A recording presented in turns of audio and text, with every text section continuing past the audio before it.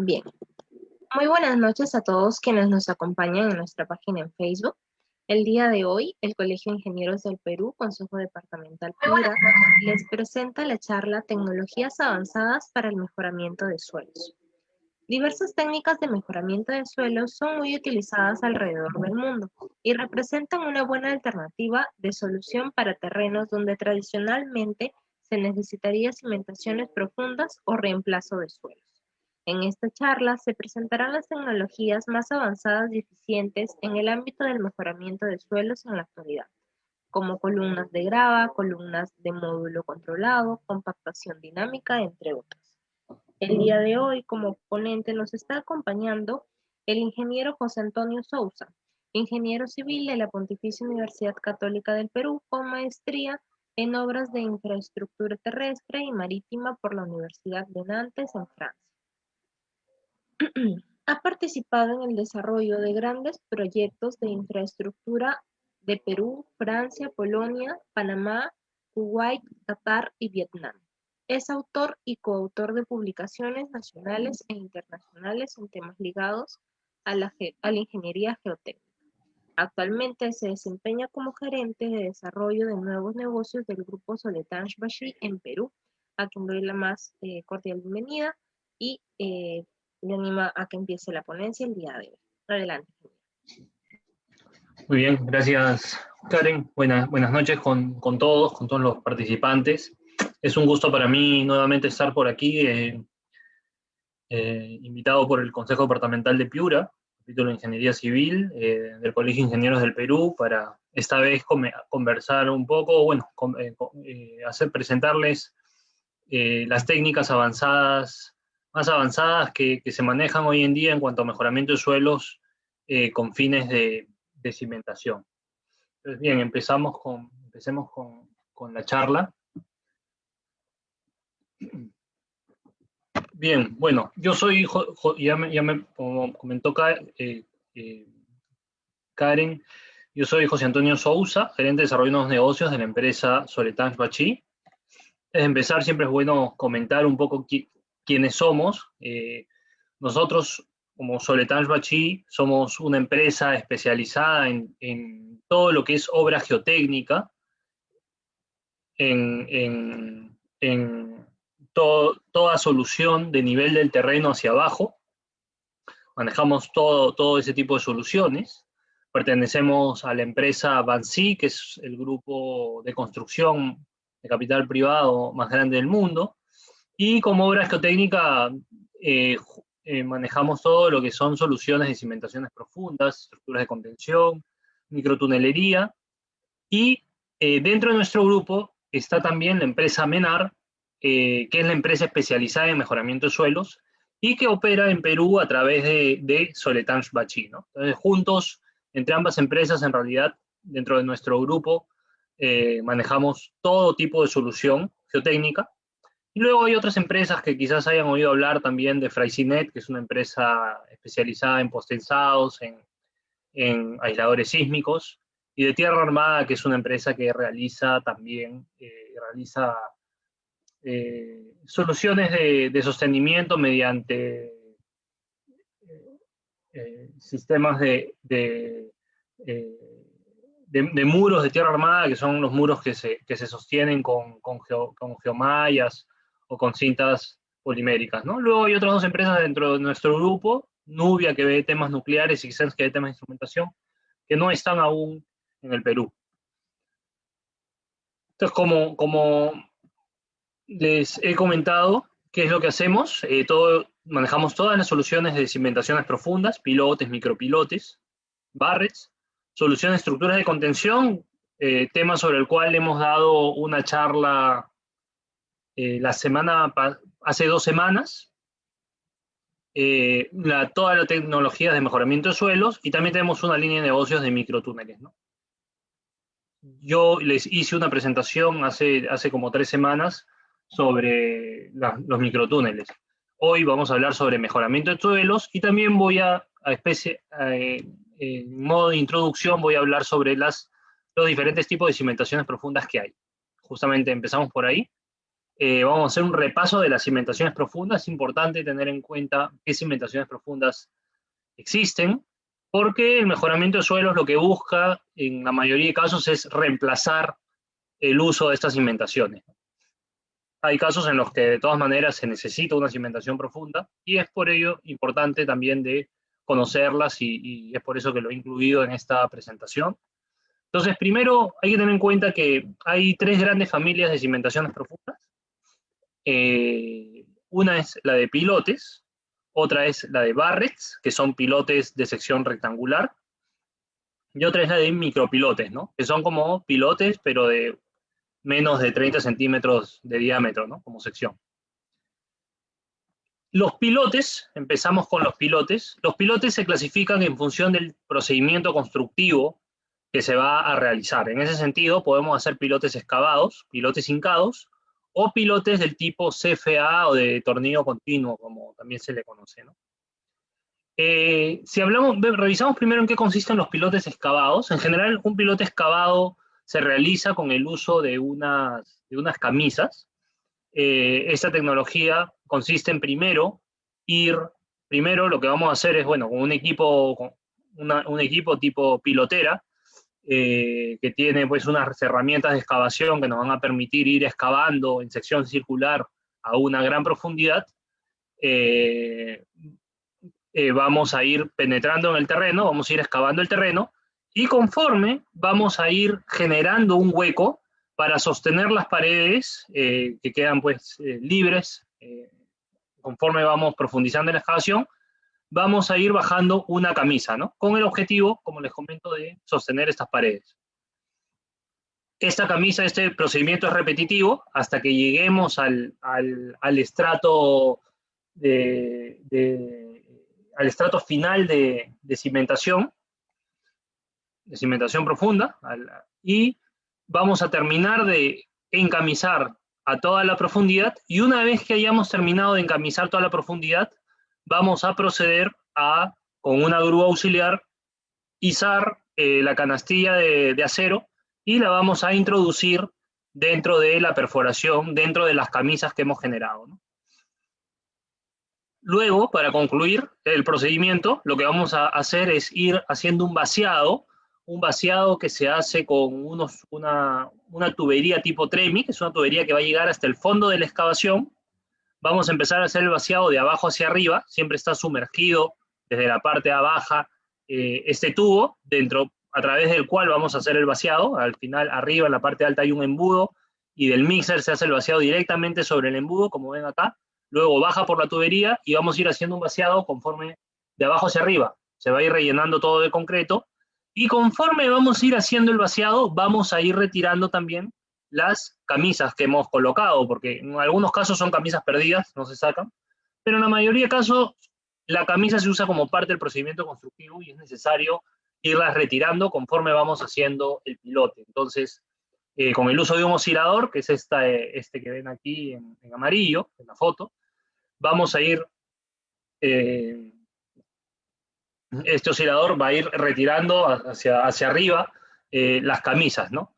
Conforme vamos a ir haciendo el vaciado, y al final pues vamos a terminar de hacer el pilote ya de concreto con las camisas recuperadas, y ya el concreto va a fraguar y va a quedar hecho el pilote, ¿no?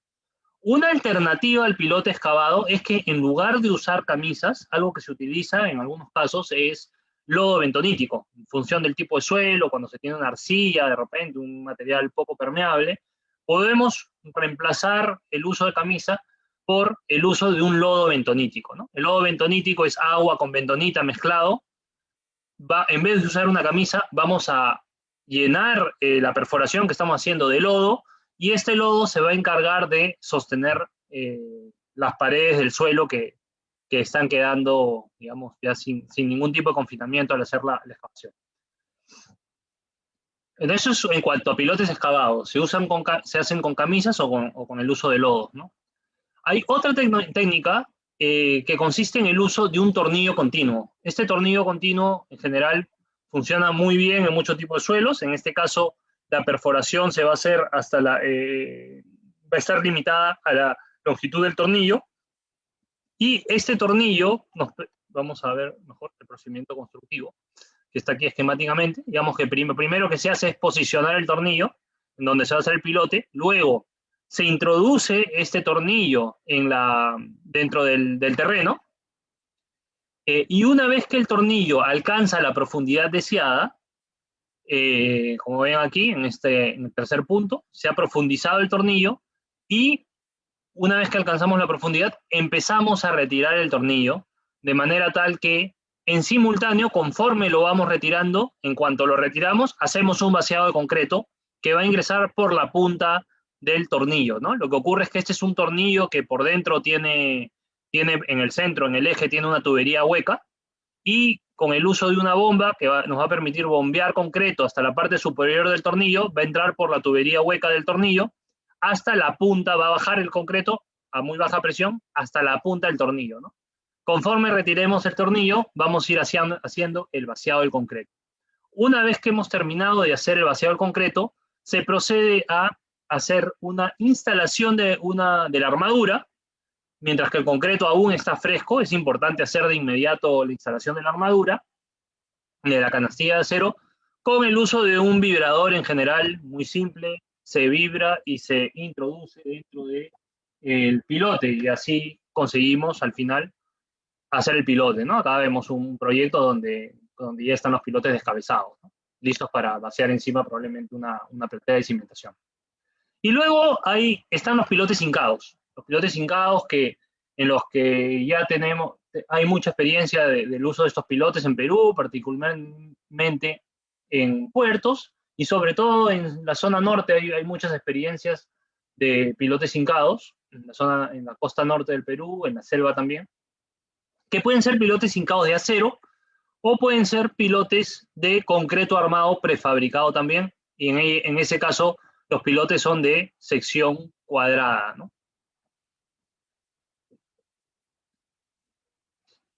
Bueno, eso era en cuanto a los pilotes. Luego hay otra tecnología que consiste en hacer barres, que son pilotes pues, de una sección rectangular, que se ejecutan mediante el uso de una cuchara bivalva, una grúa sostiene una cuchara, hizo una cuchara, que nos va a permitir hacer una excavación vertical en una sección rectangular, ¿no? Esta cuchara va a ir, digamos, de cierta manera, ir mordiendo el terreno, va a profundizarse. Conforme vamos a ir profundizando para sostener las paredes del suelo, vamos a ir echando un lodo bentonítico. Es el lodo bentonítico el que se va a encargar de sostener el suelo. Y luego, una vez que hemos terminado de hacer la excavación, está toda la perforación llena de lodo, vamos a bajar una armadura, una canastilla, y luego vamos a hacer el vaciado de concreto también, de abajo hacia arriba, como les comenté para el caso de un pilote excavado, ¿no? Acá lo que vemos en esta imagen es, en la parte de atrás ven como unos silos, que son silos de bentonita, y hay una central de separación, porque cuando uno hace la perforación, cuando uno hace el vaciado, perdón, la bentonita que está dentro de la perforación, por diferencia de densidad, va a empezar a salir a flote sobre la superficie. Entonces, esa bentonita no la botamos, sino que la recuperamos gracias a un bombeo. Lo bombeamos a una central de recirculación, una central de separación, que nos va a permitir separar el suelo o la arena que esté mezclada con la bentonita, de manera tal que vamos a obtener después una bentonita limpia, y esa bentonita limpia la vamos a reutilizar para hacer otra excavación. Y ese es más o menos el procedimiento constructivo. Es el mismo procedimiento que se utiliza para hacer muros diafragma. Si han tenido oportunidad no sé si quienes hayan tenido oportunidad de estar en nuestra charla de hace 2 semanas, ya hicimos una presentación, me parece que está grabado, de hecho, en el Facebook del Colegio de Ingenieros. Ahí hay mucho más detalles sobre esta técnica, ¿no? Acá vemos algunas imágenes, es una cuchara bivalva, acá hay pilotes, lógicamente estas son estructuras gigantescas que se usan en proyectos, pues, porque son pilotes que tienen una sección de 2,80 m por 500 milímetros de ancho, hasta podrían tener 1,80 m de ancho. Entonces son pilotes de una gran sección que se usan en muchos casos cuando las cargas son muy elevadas. Y luego se puede, digamos, jugar un poco con la forma de cómo hacemos los pilotes. Pueden ser aislados, pueden ponerse en forma de cruz, pueden ponerse uno al lado de otro, formar un cuadrado, uno contiguo a otro y formar un panel de más de 6 metros de largo. Esto es lo que se hace en general cuando uno utiliza un muro diafragma. Y al tener una sección tan grande, pues nos va a permitir tener una mejor resistencia por fuste y una mejor resistencia por punta. En algunos casos también se pueden colocar en forma de T, y esto es un tema ya más de diseño, de requerimientos de cada proyecto. Y lo que hay que tener en cuenta es que de repente sí nos puede servir para de repente, por ejemplo, en el estribo de un puente, donde hay de repente 6 pilotes, quizás es suficiente con 2 barrets, ¿no? Porque un solo barret puede reemplazar 2 o 3 pilotes, y eso nos va a permitir también hacer que luego la ejecución sea más eficiente, porque va a ser más rápido, ¿no? Un proyecto emblemático de nuestra empresa con el uso de barrets son las Torres Petronas en Malasia. Ya, en esa torre está cimentada sobre unos barrets de hasta 125 metros de profundidad, ¿no? Una cosa impresionante realmente. Y luego están los micropilotes, ¿no? Los micropilotes que se ejecutan en pequeños diámetros, de 10 a 30 centímetros en general, no con piloteras, sino con perforadoras de pequeño diámetro, y se usan mucho para el recalce de estructuras existentes, ¿no? Estructuras que ya existen. En muchos casos hay limitaciones de gálibo, entonces hacer una solución con micropilotes que pueden atravesar la zapata para hacer el recalce, o hacer micropilotes por fuera de las zapatas y luego hacer unas extensiones de las zapatas como obra civil, un sobreancho de zapata que irá conectado a la zapata principal para, digamos, controlar posibles asentamientos que se pudieran estar dando, ¿no? Ahí vemos un equipo, un gálibo bajo, un equipo pequeño, ¿no? Por ejemplo.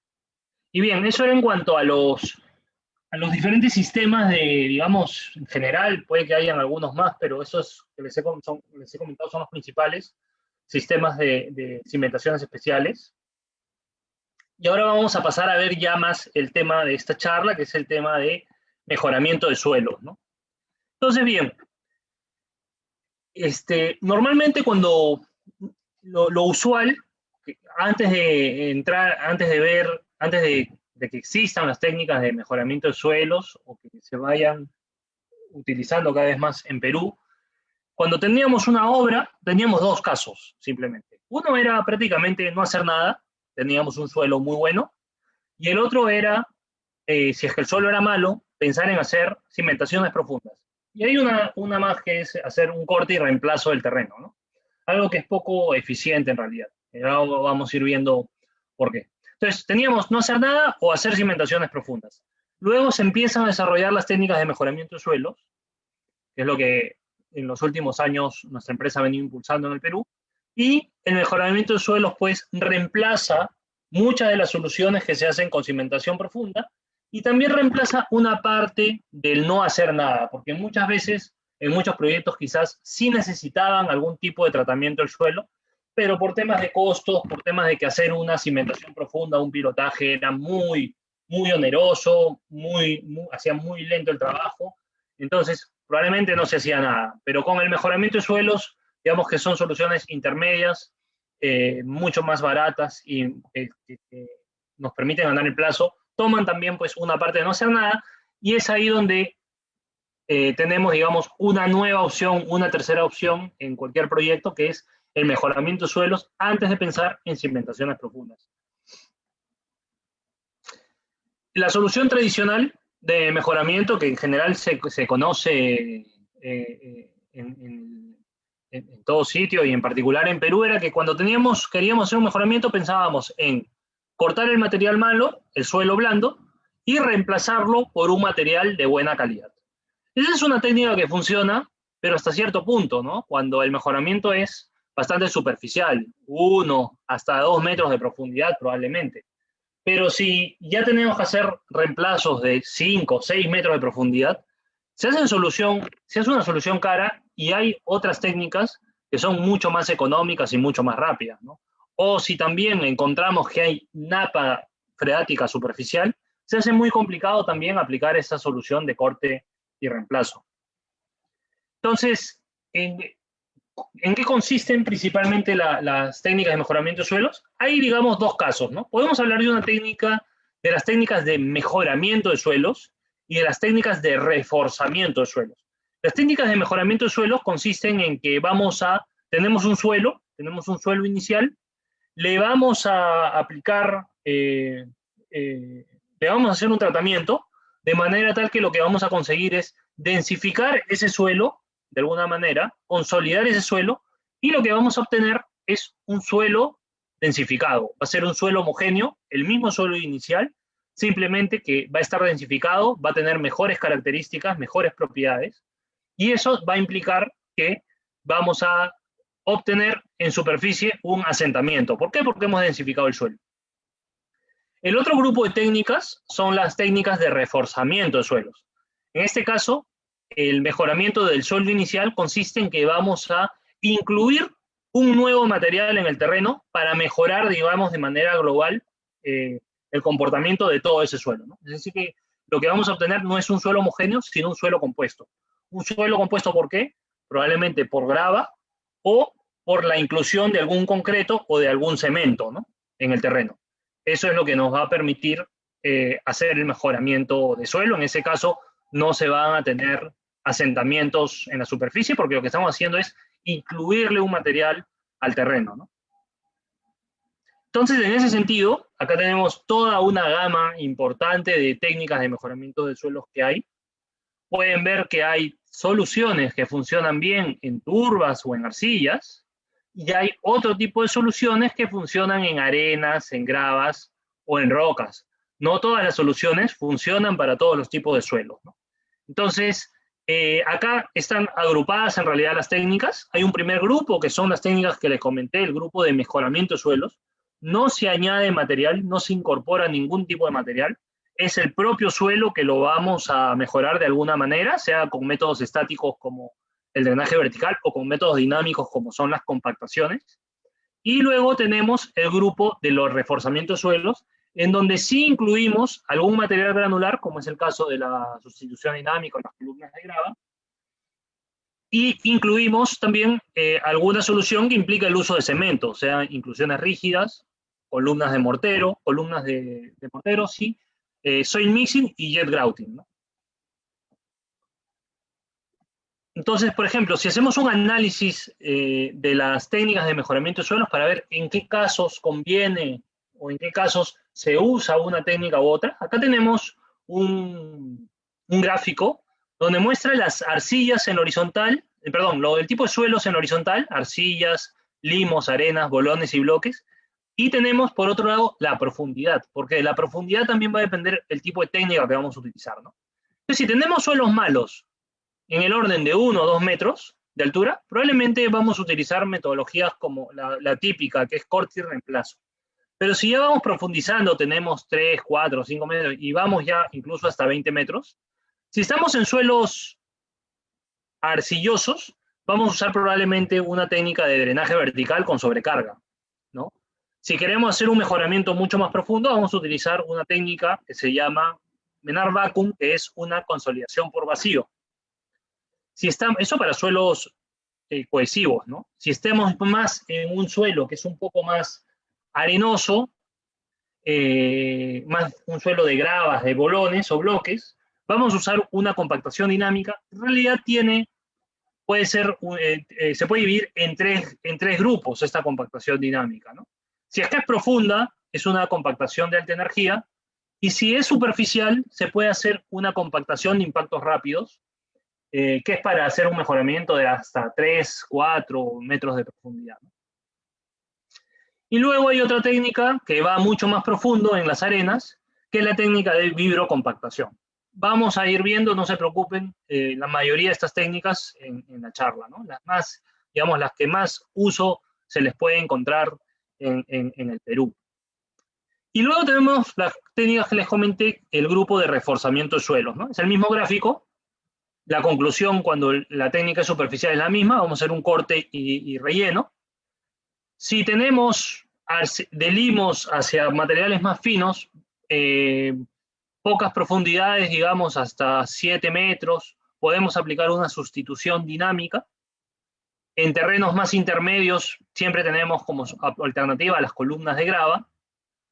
En suelos finos hasta arenas y gravas podemos hacer las columnas, las CMC, que son columnas de módulo controlado, también conocidas como inclusiones rígidas. Prácticamente este es, digamos, la solución de bandera de nuestra empresa, porque funciona en prácticamente todo tipo de suelos y es una muy buena alternativa.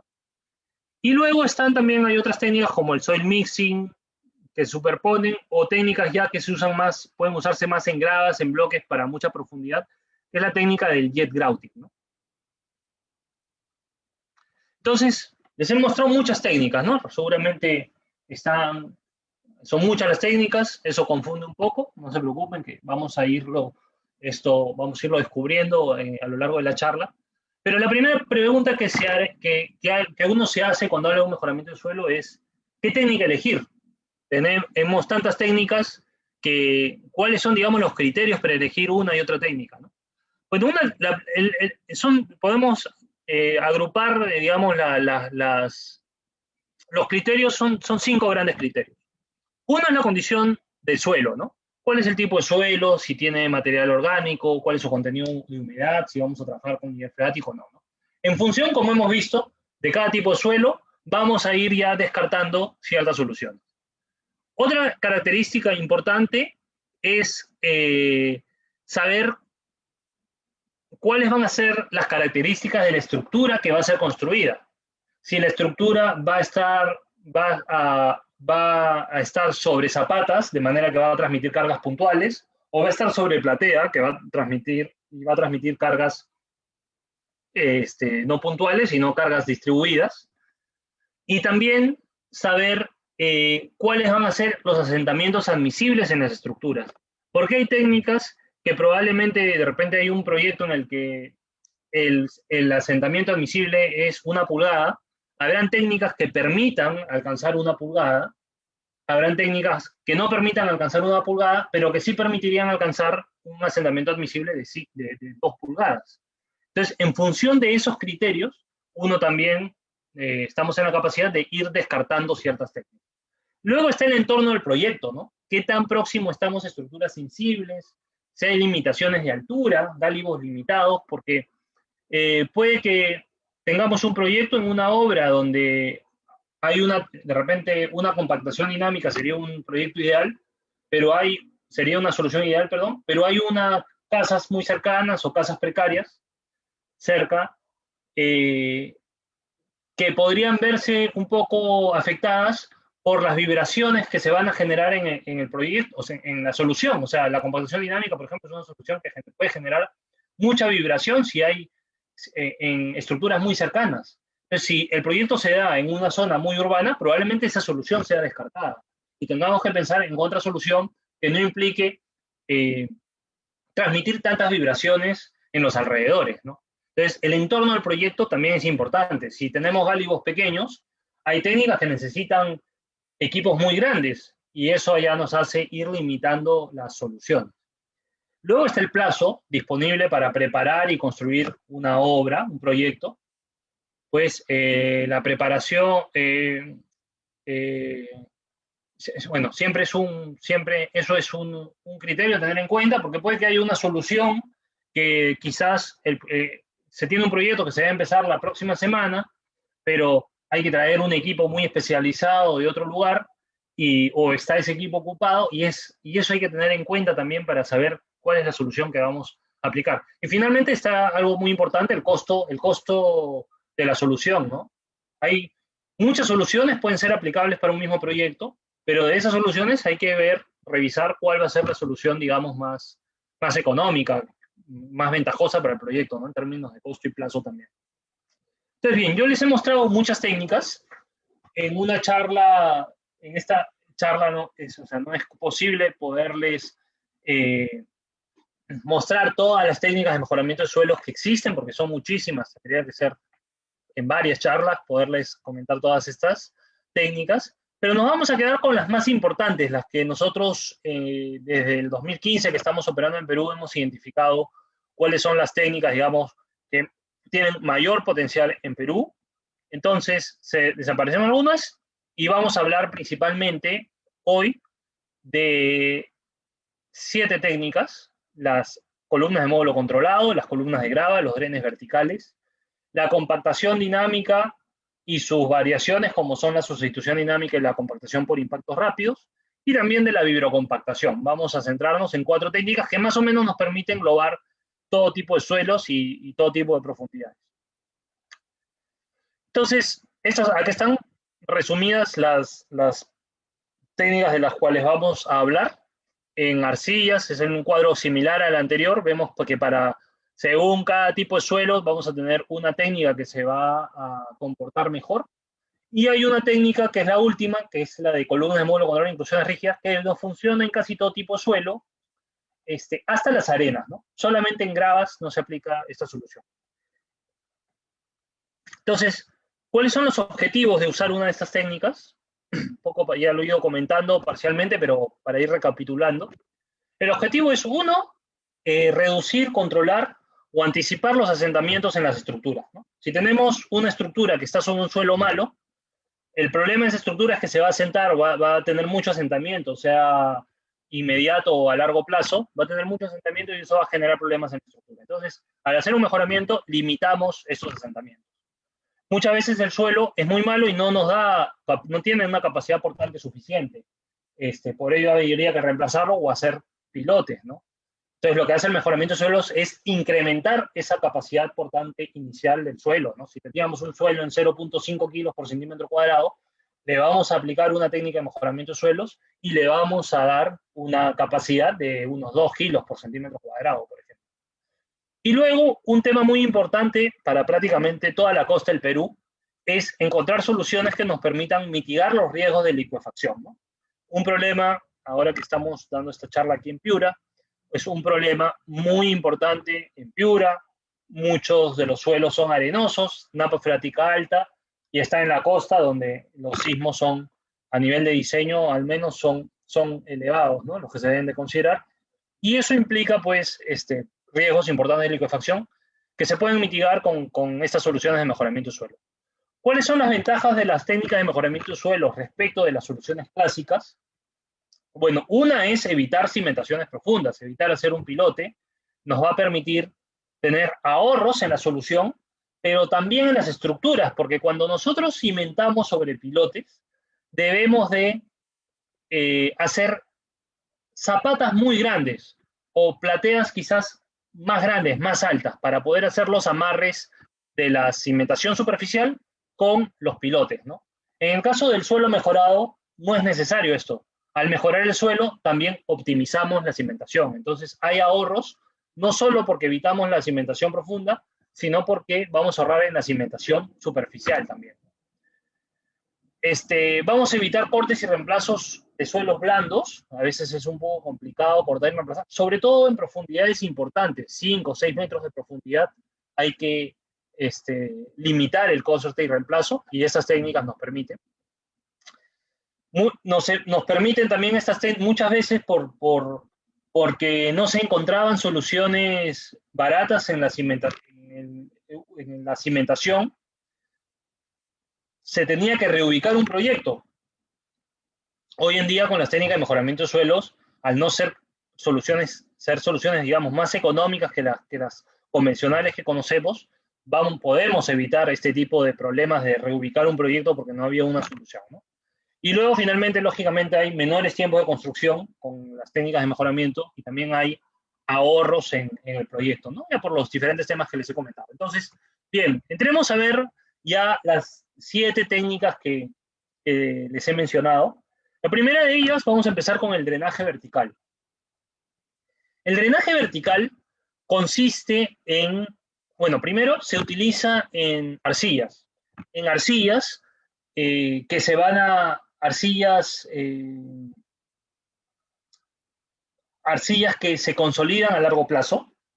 Entonces, ¿qué ocurre en una arcilla? ¿Cuál es el problema principal en una arcilla? El problema en una arcilla es que uno puede construir sobre una arcilla sin ningún problema, pero cuando uno termine su construcción, después de algunos meses, si la arcilla tenía problemas de consolidación, se va a ir consolidando a medida que vaya pasando el tiempo, ¿no? Le habremos aplicado una carga, el agua que hay dentro de esa arcilla se va a ir moviendo muy lentamente, porque una arcilla tiene muy baja permeabilidad, porque va a ir aumentando su presión, pero al aumentar la presión, el agua, digamos, el terreno se va a ir comprimiendo, pero eso se va a dar muy lentamente. Y una vez que hayamos terminado de hacer el proyecto, nos vamos a dar cuenta que había una consolidación en la arcilla, y vamos a tener un problema porque se van a generar asentamientos diferenciales, se va a empezar a asentar la estructura, y van a empezar las rajaduras, y es ahí donde es el problema de la arcilla, ¿no? Entonces, ¿qué es lo que buscamos con el drenaje vertical? Con el drenaje vertical lo que buscamos es acelerar el proceso de consolidación natural de la arcilla. Lo que hacemos para ello es introducir en el terreno de manera masiva unas mechas drenantes, que son como, tienen la forma que ven aquí en la imagen de la derecha. Es un alma, un núcleo de plástico envuelto en un geotextil. Esto tiene solamente unos 10 centímetros de ancho y un espesor de 4 a 5 milímetros. Estas mechas se van a introducir de manera masiva en el terreno con la ayuda de una placa, que es como la que ven en la imagen a la derecha, abajo a la derecha. Esta es una placa que es la que va a entrar en el terreno, digamos, la mecha va a estar enganchada en esta placa, va a entrar en el terreno, y luego cuando saquemos el equipo, la placa no va a volver, porque va a ir a contraterreno, y eso va a permitirnos que las mechas drenantes queden atrapadas en el fondo del suelo, ¿no? Queden, digamos, incrustadas ya en el terreno. Entonces vamos a poner mechas de manera masiva. Una vez que hayamos puesto las mechas de manera masiva en la arcilla, vamos a colocar una capa granular, y luego encima vamos a colocar un relleno de precarga. ¿Qué es lo que nos va a permitir este relleno de precarga? Le vamos a generar a la arcilla una presión. El agua que está atrapada dentro de la arcilla, que se movería muy lentamente, el agua siempre va a buscar por dónde fluir lo más rápido posible, y nosotros al incluir en el terreno mechas drenantes, lo que le estamos dando al terreno son vacíos para que el agua encuentre por dónde salir de una manera mucho más rápida. Al encontrar el agua por dónde salir, el terreno se va a consolidar más rápido. Entonces nosotros le ponemos un relleno de precarga, el terreno se va a ir consolidando, el agua va a encontrar estas mechas, y por diferencia de presiones el agua va a tender a ir hacia la superficie. En la superficie se va a encontrar con la capa granular, y luego esta capa granular, bueno, hay que hacer algunas pendientes para que se vaya drenando hacia los laterales del proyecto, ¿no? Estas mechas drenantes tienen como única finalidad acelerar el drenaje de la arcilla, y en ese sentido acelerar la consolidación de la arcilla, ¿no?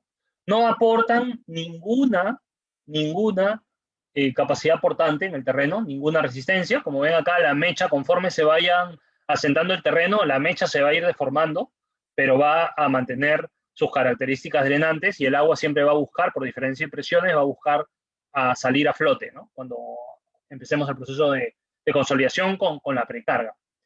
Y lo que vamos a hacer en este caso es adelantar los asentamientos y de cierta manera también mejorar la resistencia del suelo, porque vamos a mejorar la cohesión no drenada del suelo. Vamos a tener un suelo, las partículas sólidas del suelo van a estar mucho más juntas, y eso nos va a permitir mejorar las características del suelo. Acá voy a pasar un video, espero que corra bien en la presentación. Esa es una mecha. Está, como les comentaba, un núcleo de sintético, un núcleo de plástico, está envuelto en un geotextil. El geotextil va a tener como función que pase el agua, pero que no pase al suelo dentro de este núcleo de plástico. Va a ser un filtro, el geotextil, de manera tal que solamente va a pasar el agua dentro de estas mechas. Las mechas vienen en forma de rollos, como ven ahí. Y luego están ya el procedimiento, ¿no? Se engancha, esa es la placa que les mostré. Se baja un mandril, que es como un tubo rectangular hueco. Por dentro va a estar la mecha. Ese mandril, con un equipo especial para mechas drenantes, se va a empujar dentro del terreno. Luego, el tubo rectangular va a regresar a la superficie, pero la mecha ya va a quedar incrustada gracias a esta placa, que no va a retornar, va a quedar ya incrustada en el terreno. Y así esto se hace de manera muy rápida. Acá hacer una mecha toma pues prácticamente un minuto o menos. y vamos a hacer esto de manera masiva. Una vez que está hecho esto, vamos a colocar un relleno de precarga, que puede ser un relleno definitivo también si es que se controla de manera tal que baje el terreno y que ese relleno se convierta en la subrasante del proyecto. El agua va a tender a ir hacia la superficie, se va a drenar por la capa granular que pusimos entre el relleno de precarga y el suelo natural, y luego se hace ya el proyecto definitivo, ¿no?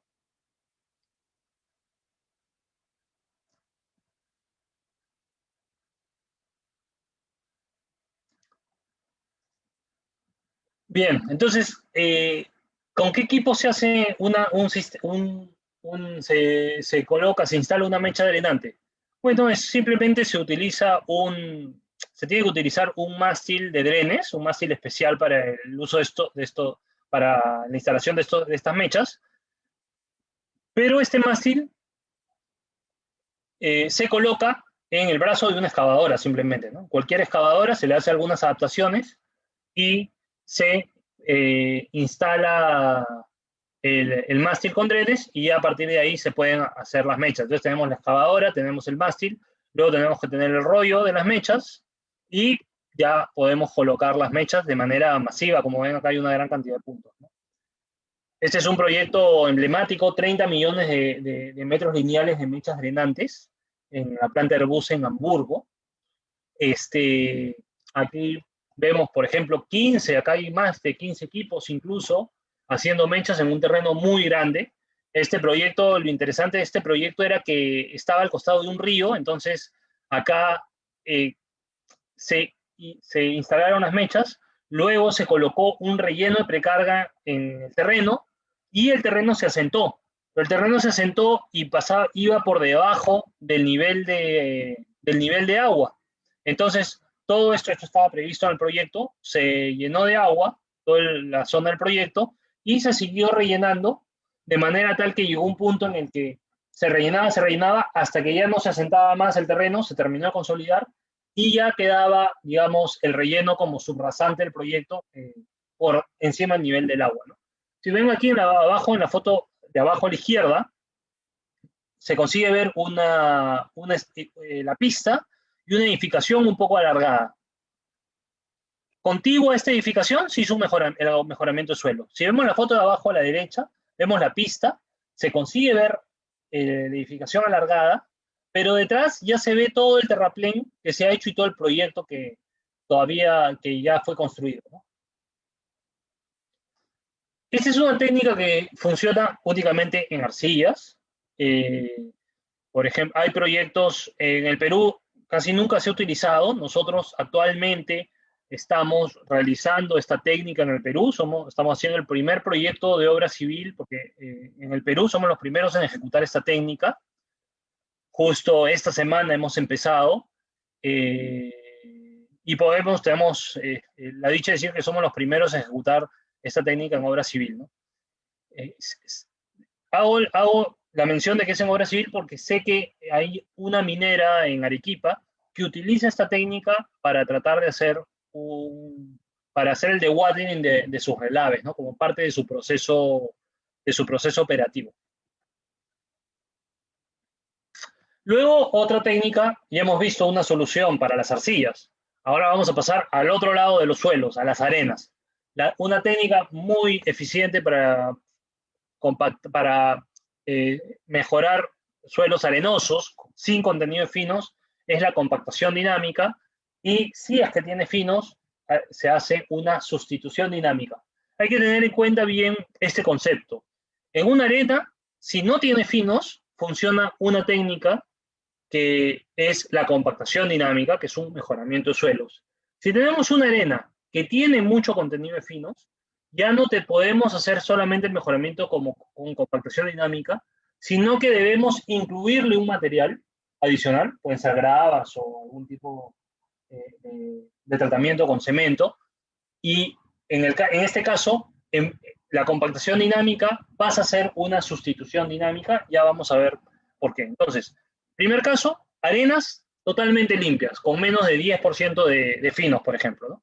¿En qué consiste la compactación dinámica? Consiste en agarrar a golpes a la arena. Tenemos una grúa una masa de unas 15 toneladas que la vamos a levantar a 15, 20 metros de altura.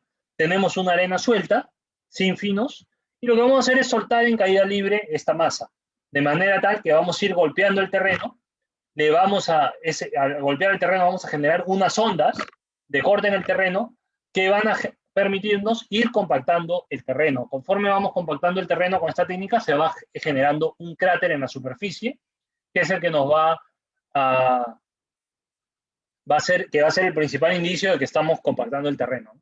Lo que ocurre en una compactación es lo siguiente: tenemos las partículas de arena suelta, con pocos puntos de unión entre sí, y lo que hacemos al golpearla es aumentar los puntos de unión entre las partículas de arena, ¿no? Al aumentar los puntos de unión, lo que estamos haciendo a profundidad es perder vacíos. Y esos vacíos que estamos perdiendo en el terreno se van a reflejar en el asentamiento que se va a dar en la superficie. Si nosotros golpeamos el material, golpeamos la arena, el terreno se va a compactar y en la superficie va a haber un delta de H, un asentamiento que se va a generar. Entonces, la compactación dinámica en general se realiza en 3 fases, en general. En una primera fase se hacen una serie de golpes que nos va a permitir hacer un mejoramiento hasta una mayor profundidad, porque también en cada fase uno le va aplicando más energía al terreno. Cuando me refiero a la energía que le aplicamos al terreno, es el número de golpes y la altura de caída de la masa. Si nosotros soltamos una masa de 20 metros de altura, vamos a aplicarle al terreno más energía que si la soltamos de 10 metros de altura.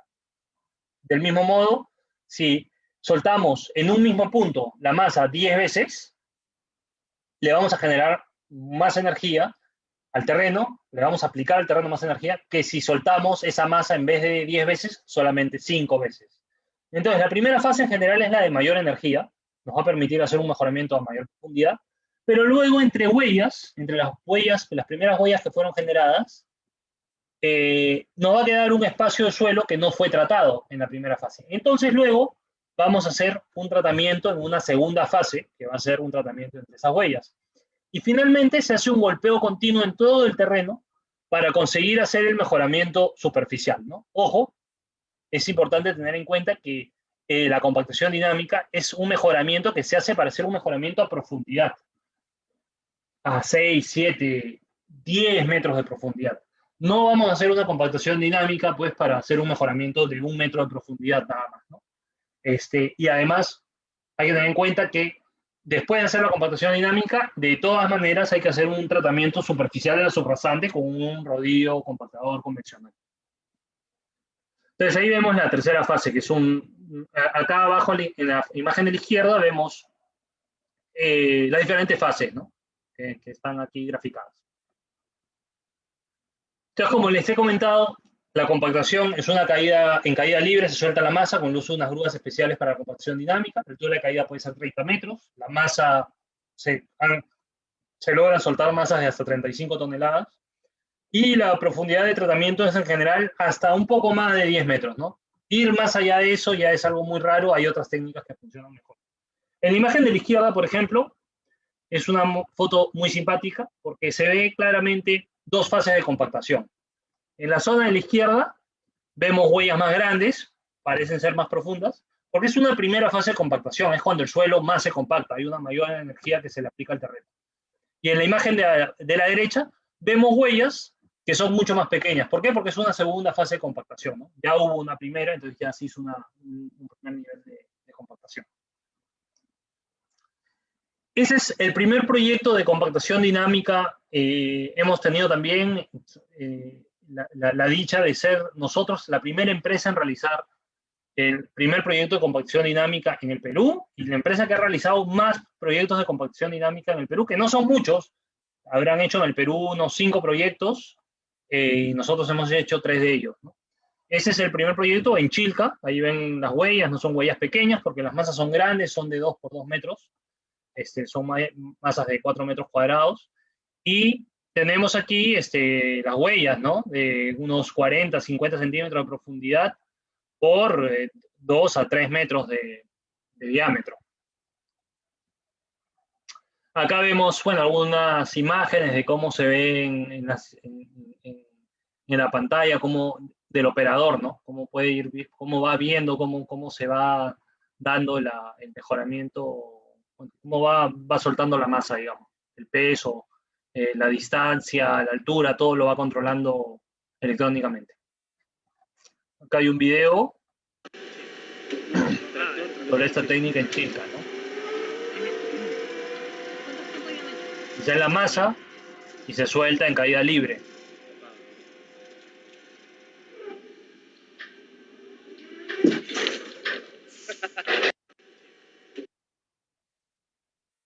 Bueno, luego, este es un proyecto emblemático en la empresa también. Este es un proyecto de los años 70. Es el récord mundial en uso de compactación dinámica, una masa de 200 toneladas. Acá se logra ver una personita, una grúa, tremenda grúa para levantar una masa de 200 toneladas. Vemos acá una gran cantidad de neumáticos, acá hay una personita al costado de la masa. Y es un proyecto muy grande que se utilizó en el aeropuerto de Niza para hacer un relleno sobre el mar, ¿no? Hoy en día seguramente se aplicarían otras técnicas, pero era la técnica que se manejaba en ese entonces. The project at Nice Airport was successfully completed in 1979. Es un video de ese proyecto.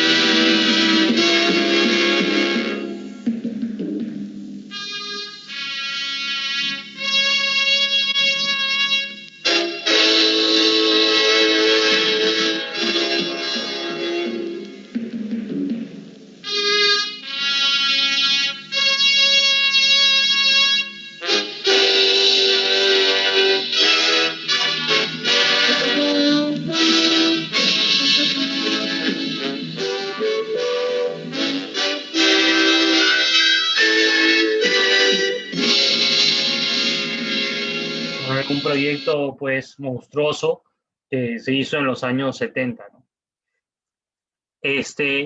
Luego, les comenté al inicio, encontrábamos la compactación dinámica. Si no tenemos finos, funciona muy bien la compactación dinámica. ¿Qué pasa si tenemos arenas arcillosas, arenas limosas? Ya la compactación no es muy eficiente en este tipo de arenas. Entonces, para hacer el mejoramiento del suelo, lo que podemos hacer es incluirle un material que va a ser una grava. Entonces se convierte en un reforzamiento del suelo. Le incluimos una grava ahí donde se forma el cráter de los golpes, le ponemos grava y empezamos a golpear de manera tal que vamos a conformar unas columnas de grava o unos pilares de grava de gran tamaño, de que van a tener en el orden de 2 metros de diámetro, ¿no? Y estos pilares se pueden hacer a 5 metros de profundidad. Directamente estamos haciendo unos pilares de grava, pero indirectamente, por el golpeo que se le va a dar a la grava, vamos a ir mejorando también alrededor de estos pilares y por debajo de ellos, ¿no? Nosotros hemos sido, esta es una técnica, bueno, la compactación dinámica fue una técnica inventada por nuestra empresa y la sustitución dinámica también. Hemos hecho esto en la refinería de Talara, debajo de unos almacenes, como logran ver acá abajo de esta imagen.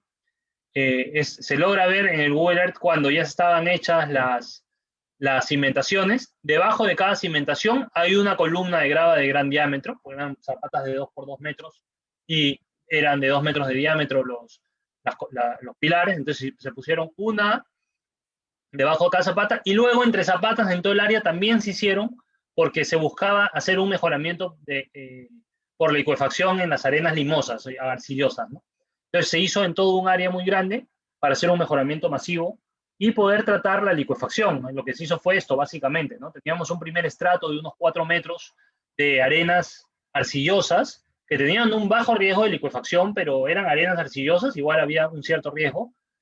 No se podía mejorar con compactación dinámica estas arenas, entonces lo que se hizo fue poner las columnas de sustitución dinámica, de manera tal que al incluirle a estas arenas arcillosas un material granular, estamos mejorando ese suelo, estamos mejorando el comportamiento del suelo pues, de manera global.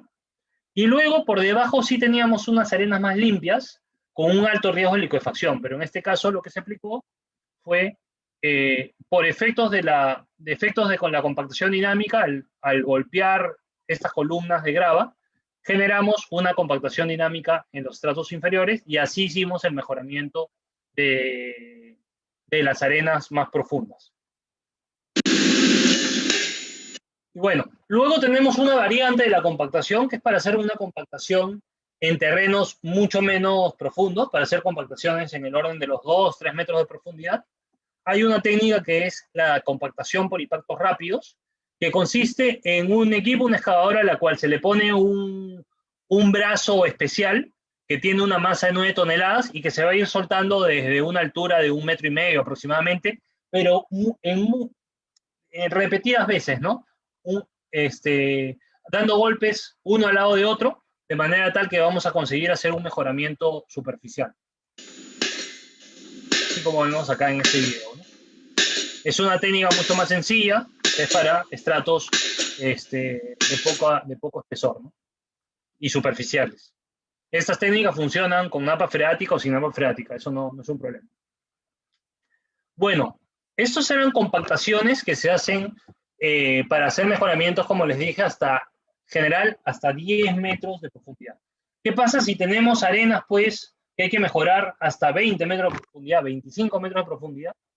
Si son arenas limpias, haremos soluciones de vibrocompactación. Si son arenas que tienen muchos finos, vamos a pensar, o son finos, o son suelos cohesivos, limos, arcillas, vamos a pensar en hacer columnas de grava, ¿no? Ambas técnicas se hacen con un procedimiento similar. La vibrocompactación consiste en un vibrador que vamos a introducir en el terreno a mucha profundidad. Este vibrador va a ir generando una vibración, una muy alta frecuencia, una vibración importante. Cuando va a penetrar en el terreno, con la ayuda de agua va a ir penetrando, y luego cuando lo vamos a ir sacando, va a ir generando una vibración muy alta, de manera tal que las partículas del suelo se van a ir compactando y las partículas de arena se van a ir juntando, va a disminuir los vacíos, pero esos vacíos que disminuyen a profundidad se van a ir reflejando hacia la superficie, y es por eso que cuando uno aplica esta técnica se genera en la superficie una especie de un cono, que son todos los vacíos que se han perdido en profundidad, ¿no? Cuando se forma este cono significa que la técnica funcionó bien. Esto es un vibrador típico, ¿no?, para este tipo de suelos.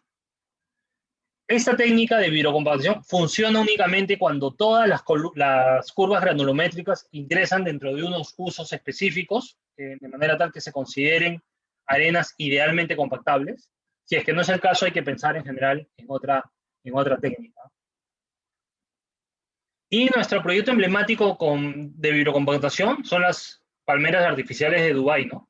Se trajo arena del desierto, arena dragada de mar, se fue acumulando, y con la vibrocompactación se fue generando los picos de estas colinas alargadas, son como unas colinas, y acá lo que se ven son los picos que ya se consiguieron, tienen una densificación tal que ya se han poblado luego encima, ¿no?, con la construcción de casas e edificios. Bien, eso es si es que la arena son limpias y mejoramientos profundos. ¿Qué pasa si las arenas no son limpias? Cuando digo que no son limpias significa que tienen mucho contenido de finos. En esos casos, lo que ocurre es que este sistema de vibrocompactación, en general, en algunos casos hay que combinarlos, o hay que incluir a esta vibrocompactación, le incluimos grava, ¿no? Hay diferentes maneras de incluir la grava, pero la idea es que introducimos este vibrador en el terreno y luego de alguna manera, sea por la punta o desde la superficie, vamos a ir incluyendo grava, vamos a ir introduciendo el vibrador dentro de esta grava y vamos a ir generando columnas de grava, ¿no? Entonces esta ya es una técnica de reforzamiento de suelo. Las columnas de grava se van a ir formando, van a ir teniendo un diámetro que va a estar en función del terreno que se va a ir tratando. Por eso es que, por ejemplo, en esta imagen podemos ver que en un terreno más blando, la columna de grava va a tener un mayor espesor, y eso ya es un resultado de campo que se consigue, ¿no?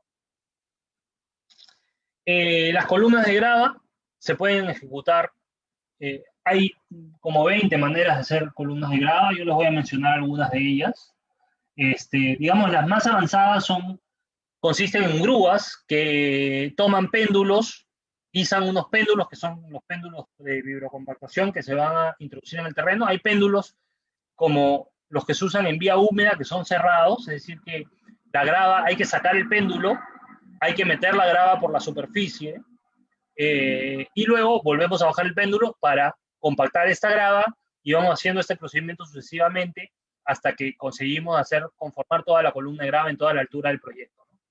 Esto es cuando es por vía húmeda, significa que se usa agua para hacer la perforación, quizás porque el terreno uno necesita un poco de ayuda para perforar y penetrar ese suelo, ¿no? Acá vemos algunas imágenes de la grava que se pone desde la superficie. Hay otro caso que es por vía seca, no se usa agua, probablemente en terrenos más blandos. En estos casos son grúas que tienen unos péndulos, pero estos péndulos son huecos por dentro y en la parte superior del péndulo hay una especie de embudo al cual se le va a ir suministrando la grava con el uso de unas poleas y un balde que va a subir cargado de grava, se va a voltear y va a llenar de grava desde la parte superior, de manera tal que la grava va a entrar por el interior del tubo y va a proveer la grava desde la punta del vibrador, ¿no? Así como vemos acá, se va a bajar el vibrador, por la punta se va a ir colocando la grava, se va a ir retirando el vibrador y luego el vibrador se va a bajar dentro de la grava para conseguir ir compactando también esta grava y irla compactando a medida que vamos subiendo, ¿no? Entonces, supongamos, subimos 1 metro y bajamos 50 centímetros dentro de la grava para irla compactando. Y así se hace sucesivamente hasta que se consiga hacer la columna de grava. Acá vemos algunas fotos, ¿no? Acá vemos la grúa, el tubo, el vibrador, acá vemos el embudo y acá vemos el balde con material granular que nos va a permitir ir vertiendo la grava desde la parte superior.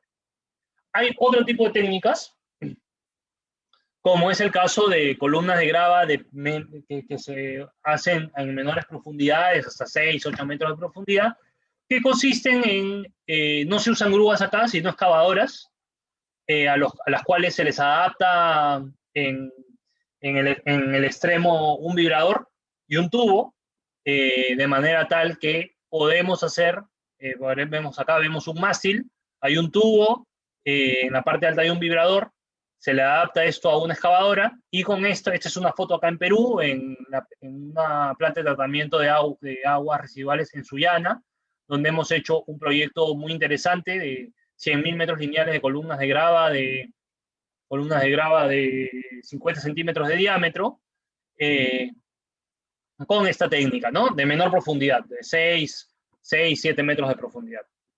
Entonces, lo que hay que tener en cuenta aquí es que a bajas profundidades a una excavadora se le monta un mástil especial para hacer este tipo de mejoramientos de menor profundidad, ¿no? Algunas fotos de este proyecto en Sullana, un proyecto muy interesante. Acá lo que se hace es, se llena este embudo que hay en la parte inferior de grava y luego se mete este tubo dentro de este embudo. Este tubo tiene unos huecos por dentro de los cuales va a ir ingresando la grava, ¿no? Y luego hay un vibrador encima, se va levantando, se va ascendiendo el tubo, pero luego se desciende dentro de la grava para ir haciendo el compactado de la columna y así obtenemos columnas de grava compactada y al mismo tiempo esa compactación nos permite también indirectamente ir compactando un poco el terreno alrededor, además de que al compactar la grava, expandimos el diámetro de la columna y al expandir el diámetro de la columna hacemos un mejoramiento también entre columnas. Estas son imágenes de otros proyectos con otro tipo de técnicas, las que les comentaba que hacen con el uso de grúas por vía húmeda. Podemos ver que hay mucha agua que hay que gestionar, hay que tener en cuenta eso cuando se usa vía húmeda, y por vía seca directamente no hay agua, una grúa con el péndulo y un equipo que provee material llena de grava el balde que luego va a subir y va a suministrar la grava desde la parte alta del vibrador. También se hacen columnas de grava en medios marítimos con el uso de barcazas, se ponen las grúas y se pueden bajar los tubos, los péndulos para hacer en el lecho marino las columnas de grava.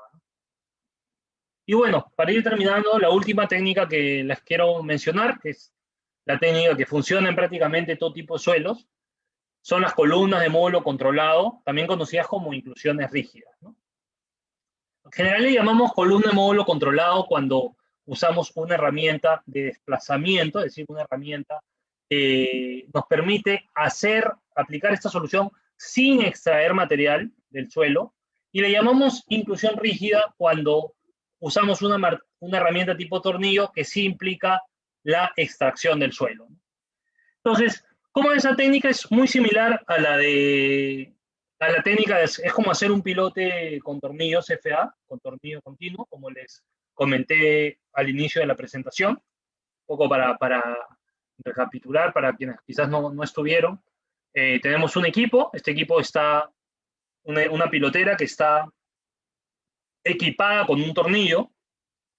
El tornillo va a penetrar en el suelo, puede ser un tornillo de desplazamiento o un tornillo que implica la extracción del material. El tornillo va a penetrar hasta la profundidad de la inclusión rígida, y luego, a medida que vamos a ir retirando el tornillo, vamos a ir haciendo por la punta del tornillo el vaciado de un concreto pobre o de un mortero simplemente. Es un concreto de baja resistencia, de entre 100 a 150, de entre 10 y 15 megapascales, de 100 y 150 kilos por centímetro cuadrado, ¿no? Entonces, ¿cómo conseguimos hacer el vaciado por la punta? Bueno, este tornillo es un tornillo que por el centro es un tubo hueco. Acá en la imagen de la derecha vemos que hay un mixer. El mixer suministra a una bomba de concreto que está conectada a través de una manguera a la parte superior del tornillo. Entonces vamos a bombear a muy baja presión el concreto pobre a la parte superior del tornillo. El concreto va a bajar por el interior del tornillo, porque es un tubo hueco, y entonces así vamos a hacer el vaciado por la punta, ¿no? Vamos retirando la herramienta y vamos haciendo todo el vaciado. Y así conseguimos hacer una inclusión rígida. Entonces veamos un poco más la parte técnica de la inclusión rígida. ¿En qué se diferencia hacer un pilotaje de una inclusión rígida o una columna de módulo controlado? Bueno, primero hay una diferencia conceptual. Un pilote es una cimentación profunda, mientras que una inclusión rígida es un mejoramiento de suelos. La diferencia está en que en una cimentación profunda, como es el caso de un pilote, el elemento, que es el pilote, va a tomar el 100% de la carga y la va a transmitir a un estrato más profundo. Eso es una cimentación profunda. Toma el 100% de la superestructura, de la carga de la superestructura, no importa que haya o no haya suelo, pero la va a llevar hacia el estrato más profundo, al más resistente, de manera mucho más concentrada, mucho más puntual. En el caso de una inclusión rígida, la inclusión no toma el 100% de la carga. La inclusión va a tomar aproximadamente el 70 al 90% de los esfuerzos, pero el suelo siempre va a trabajar. Por eso es un mejoramiento de suelo. El suelo, por más mala que sea su capacidad portante, en el mejoramiento de suelos se va a hacer un diseño de manera tal que si el suelo tiene 0.5 kilos por centímetro cuadrado, el suelo va a trabajar a 0.5 kilos por centímetro cuadrado, y el resto de la carga se la va a llevar las inclusiones. Entonces, es un mejoramiento de suelos aplicar la solución de inclusiones rígidas consiste en un mejoramiento de suelo. ¿Por qué? Porque el suelo siempre va a trabajar, va a tomar parte de la carga. Los pilotes son una cimentación profunda porque el suelo no toma carga, el 100% de la carga se la lleva el pilote. Bien, entonces, por ejemplo, ¿cuáles son las principales diferencias? En general, un proyecto con pilotes se puede reemplazar con inclusiones rígidas, salvo en algunos casos. Cuando la carga es demasiado elevada, si queremos hacer un edificio probablemente de 20, 25 pisos y necesitamos mejorar el suelo, probablemente la carga va a ser muy elevada y vamos a tener que pensar en utilizar pilotes. Si es que los pilotes se han diseñado por efectos de tracción, ¿por qué? Porque de repente están debajo de un tanque elevado que se puede voltear y entonces es necesario hacer el pilote para que tome la tracción en el caso de un volteo. Lo mejor va a tener que usar pilote, ¿no? ¿Por qué? Porque un pilote va conectado a la cimentación superficial. En cambio, una inclusión rígida nunca va conectada a la zapata, entonces no resiste tracción, ni siquiera lleva cero la inclusión rígida, entonces no resiste tracción. Entonces, en esos dos casos, en general, siempre puede que se necesiten usar pilotes. En cualquier otro caso, se puede tener una alternativa con inclusiones rígidas. Entonces, en general los pilotes son elementos grandes, elementos que llevan acero, elementos que transmiten una carga muy alta. Entonces, por ejemplo, si tenemos una zapata que mencionamos sobre pilotes, probablemente tengamos pilotes de 40 centímetros, de 80 centímetros de diámetro, 1 metro de diámetro, y debajo de la zapata tengamos solamente 4 pilotes. Pongamos algunos números sencillos. Supongamos una zapata que de repente transmite 100 toneladas. Significa que, estoy inventando números, significa que si ponemos la zapata con 4 pilotes, va a ser suficiente para transmitir esas 100 toneladas en el estrato más profundo, y cada pilote va a tomar 100 entre 4, que será 25 toneladas cada pilote. En el caso de una inclusión rígida, bueno, este pilote era un diámetro mayor, de 1 metro, por ejemplo, o 80 centímetros, lleva acero, ¿correcto? Y lleva un concreto de muy alta resistencia, 280 o 350 kilos por centímetro cuadrado. En el caso de usar una inclusión rígida, si tenemos la misma zapata, en lugar de colocar 4 inclusiones rígidas, lo que vamos a hacer es colocar 10 inclusiones rígidas. En lugar de colocar pilotes de 80 centímetros de diámetro, vamos a colocar inclusiones rígidas de 40 centímetros de diámetro. En lugar de colocar un concreto de alta resistencia, vamos a colocar un concreto de baja resistencia o un mortero. Entonces son características menores, va a tener características mucho menores características de resistencia que en el caso de los pilotes. Entonces, lo que ocurre es que esas 100 toneladas de la cimentación la estamos transmitiendo en 10 elementos, en 10 puntos, lo cual va a implicar que cada inclusión rígida tome únicamente 10 toneladas. Al tomar cada inclusión o cada elemento, al tomar 10 toneladas, eso nos permite, pues, no ponerle acero, nos permite usar un concreto pobre y nos permite reducir diámetro. Y además, al poner una mayor cantidad de puntos debajo de la zapata, vamos a distribuir mejor las cargas. Al distribuir mejor las cargas, no necesitamos ir a un estrato tan profundo, sino simplemente podemos encontrar un estrato ya competente y cortar ahí las inclusiones, ¿no? Empotrarlas en un estrato un poco más competente, no a una roca o un estrato muy duro. Entonces es como una cama de clavos, ¿no? Si ponemos muchos clavos, ponemos el pie encima, no pasa nada, pero si ponemos 4 clavos, las cargas se concentran mucho más. Digamos una cama de clavos invertida. Eso en cuanto a la parte técnica. El otro punto a tener en cuenta es que las zapatas en un pilote son robustas siempre porque hay que hacer una conexión de la zapata con el pilote para que trabaje todo como un solo elemento. A nivel constructivo eso tiene un problema, que hay que esperar que el pilote frague para hacer el descabezado, dejar expuestos los aceros, amarrar los aceros con las zapatas, y eso es un poco engorroso siempre en las obras. En el caso de una inclusión rígida, sobre la inclusión debemos poner una capa de repartición, que es una capa de afirmado o un material granular. Y encima de esta capa de repartición ponemos la zapata o la platea. Es decir, la cimentación superficial no va conectada a la inclusión rígida. Eso significa que a nivel de diseño, si teníamos un suelo malo, luego de que lo mejoramos con inclusiones rígidas, el diseñador tiene que considerar que el suelo ya es bueno.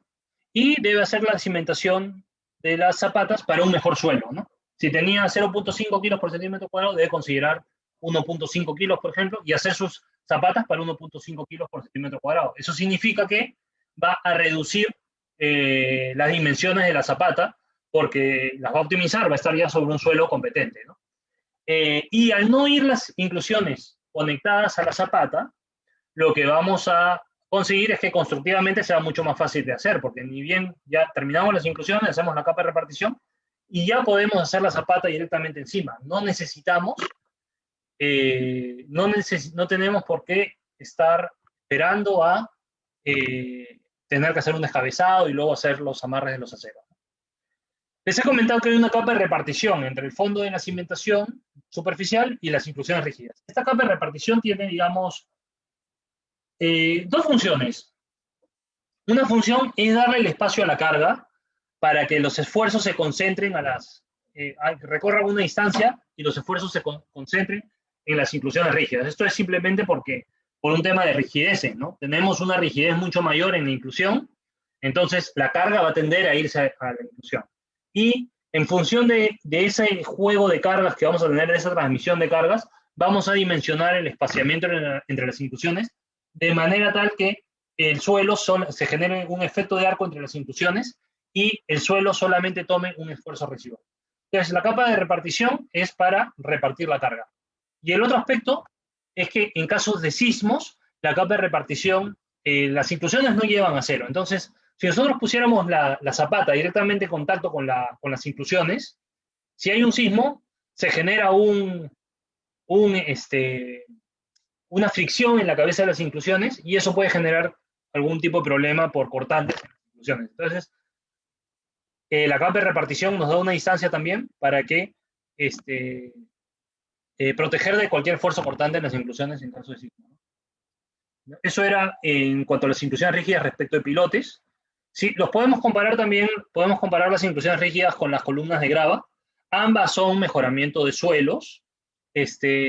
Ambos se usan para mitigar asentamientos, para mejorar capacidad portante, pero en terrenos muy blandos, la columna de grava a lo largo del tiempo, lo que le puede ocurrir es que se puede empanzar, puede ir perdiendo resistencia lateral, se genera un fenómeno de creep de alguna manera, y eso puede generar asentamientos a largo plazo en la superficie. En el caso de una inclusión rígida, es rígida, entonces no va a tener ese tipo de problema. Y el otro tema es que una inclusión rígida tiene una mayor resistencia que una columna de grava, ¿no? Entonces, en un proyecto donde uno necesitaba de repente 50 columnas de grava para tener una equivalencia, perdón, 50 inclusiones rígidas, para tener una equivalencia con columnas de grava, probablemente se necesiten 75 columnas de grava, ¿no? Porque resisten menos. La inclusión rígida se usa para hacer mejoramientos debajo de plateas, debajo de rellenos, debajo de cimentaciones aisladas, combinadas, y para mejorar, como les he comentado, un estrato compresible, ¿no?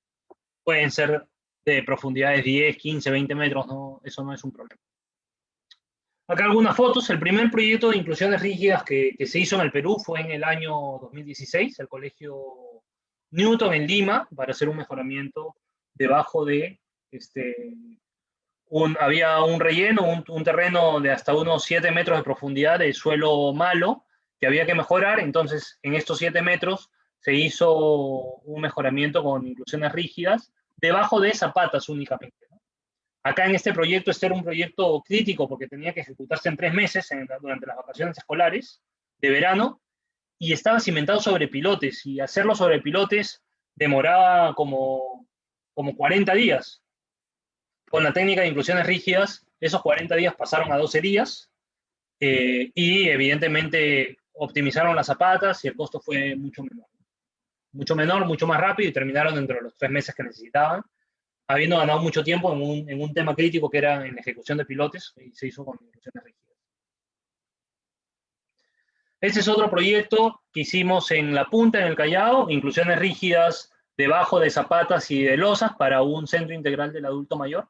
Acá había un estrato de unos 5 metros, 4 o 5 metros malos, era un terreno que eran terrenos arcillosos, si mal no recuerdo, y nos empotrábamos en una grava que aparecía a los 4 a 5 metros de profundidad. Acá está la foto de cómo es que se hacía el proyecto. No era un terreno tan grande. Acá vemos la pilotera, los puntos marcados para las inclusiones rígidas, y acá vemos cómo ya se estaban vaciando las zapatas, ¿no? ¿Por qué? Porque nos permite agilizar mucho más una obra y poder ir haciendo un vaciado mientras todavía no se terminaron las inclusiones.